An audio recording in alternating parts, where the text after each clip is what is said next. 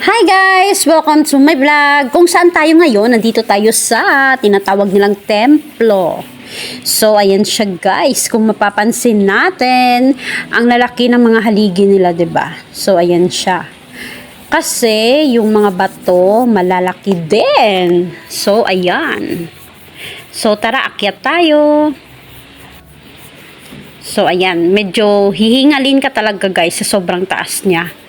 Tapos, pag nalaglag ka dyan, ay naku na lang talaga.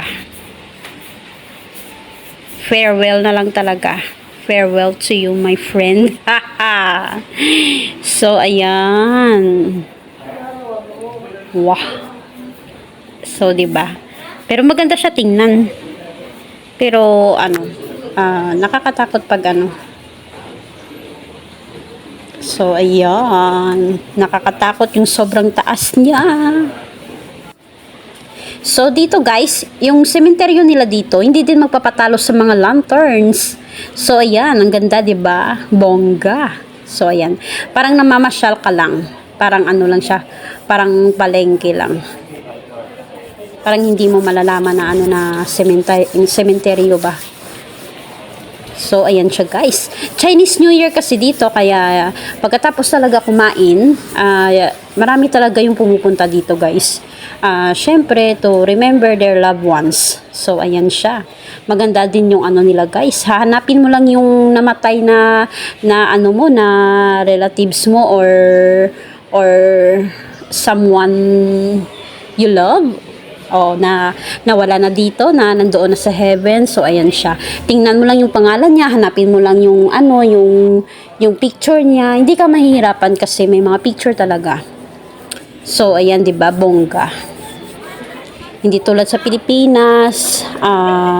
Maganda din sa atin, 'di ba? Yung mga private, yung mga forest lake, maganda din siya.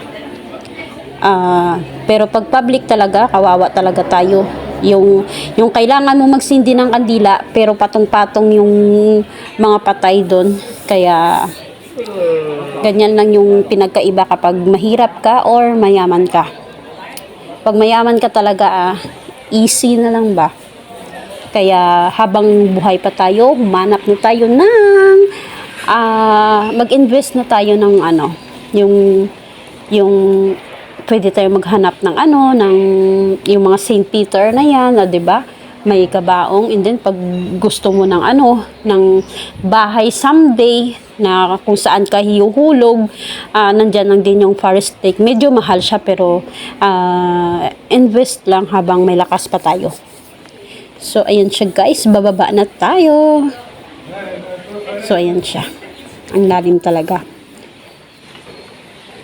So, ayan, ang lawak din. Syempre, bago tayo umuwi, mag-picture-picture muna ang ambisyosa nyong vlogger. Haha! So, guys, that's all for today vlog. Thank you for watching. God bless us all.